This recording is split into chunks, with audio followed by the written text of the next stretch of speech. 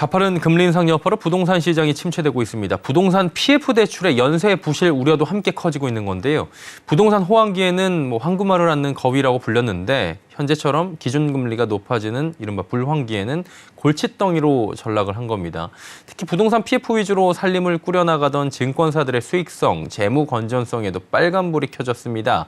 증권부 최민정 기자와 함께 짚어보도록 하죠. 어서 오세요. 네, 안녕하세요. 네, 일단은 부동산 PF 하면은 정확하게 무엇이다 꼬집기가 좀 어려울 수도 있을 것 같은데요. 간단하게 개념 설명부터 부탁드릴게요. 네, 용어가 조금 생소하신 분들이 계실 것 같은데요. 부동산 PF 대출은 풀어서 부동산 프로젝트 파이낸싱 대출이라고도 불립니다. 통상 개발 사업의 미래 가치를 보고 자금을 미리 빌려주는 개념인데요.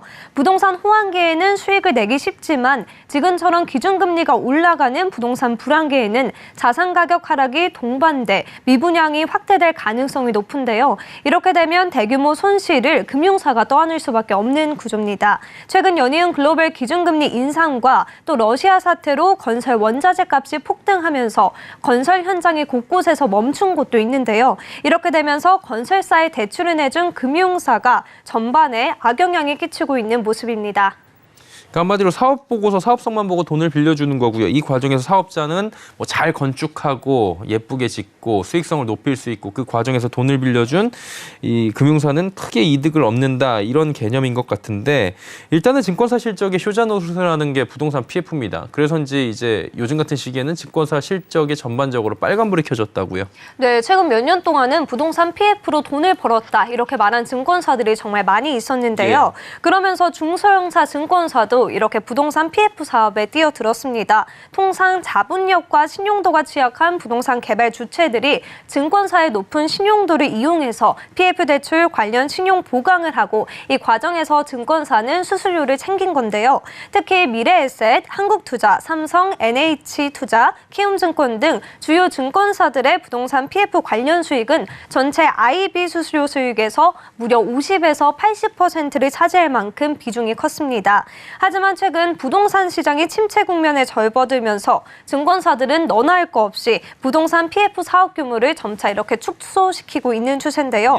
오늘 예탁결제원에 따르면 국내 증권사들이 부동산 PF 채무 보증을 선 규모를 의미하는 이른바 PF 유동화 증권 신용 보강 금액은 올해 3분기 약 3조 8천억 원으로 집계됐습니다. 이는 올해 2분기와 비교하면요. 약 55.8% 줄어든 수치인데요. 증권사들이 차례로 부동산 PF 사업 규모를 줄이고 있다고 해석될 수도 있습니다.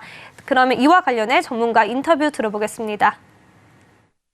강원도가 레고랜드 관련돼서 이 채무보증을 이행을 하지 않기로 함에 따라서 급격하게 이제 부동산 PF 관련된 금융시장이 이제 경색이 되고 있고요. 시장 금리가 올라가면서 차환 리스크도 커지고 이러면서 이제 이게 시장 상황이 좋을 때는 고수익을 안겨주게 되지만 시장 상황이 악화가 되면은 언제 부실 위험이 터질지 모르는 그런 부분이 양날의 검 같은 건데 그러다 보니까 중소형 증권사들의 수익성, 재무 건전성이 굉장히 위험하다 이런 얘기가 들리더라고요. 네, 맞습니다. 특히 중소형 증권사들이 위험하다 이러한 기사들 많이 보셨을 텐데요.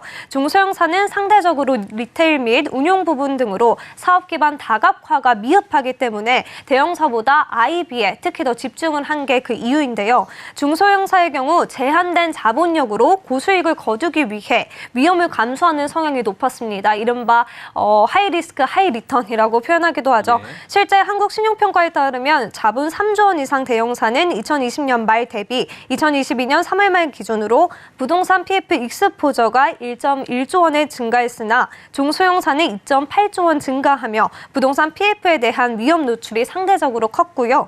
지금 같은 부동산 냉각기에 중소형사가 더 위험한 이유가 또 있습니다. 바로 대형 증권사와 달리 채무 변제 순위가 중후순위에 배치되어 있기 때문인데요. 대형사의 경우 중후순위 비중이 30%인 반면 중형사는 63%, 소형사는 72%로 집계되며 변제 순위가 뒤에 치우쳐 있다는 걸 확인할 수 있습니다. 예, 변제 순위가 뒤에 있다는 얘기는 바꿔 말하면 극단적인 상황에서 돈을 떼일 염려가 커질 네, 수 있다는 그렇죠. 얘기로 지금 해석이 될 수 있겠죠.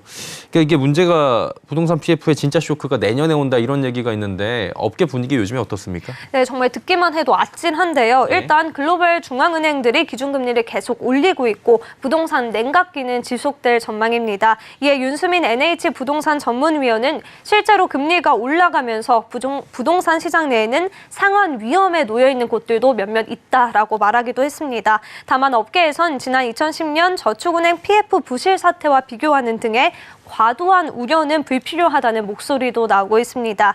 이재호 한국신용평가연구원은 유동성 위험 경계는 하되 과도한 우려는 불필요하다며 업권 전반적으로 본 PF의 경우 LTV가 낮아 최종적인 손실 위험은 제한적일 것으로 예상한다고 설명했습니다. 추가로 분양률이 높지 않은 사업장 및 중후순위의 익스포저에 대해선 지속적인 모니터링이 필요하다고 덧붙이기도 했습니다. 예, 부동산 PF 관련 얘기 나눠봤고요. 증권부의 최민정 기자였습니다. 고맙습니다. 고맙습니다.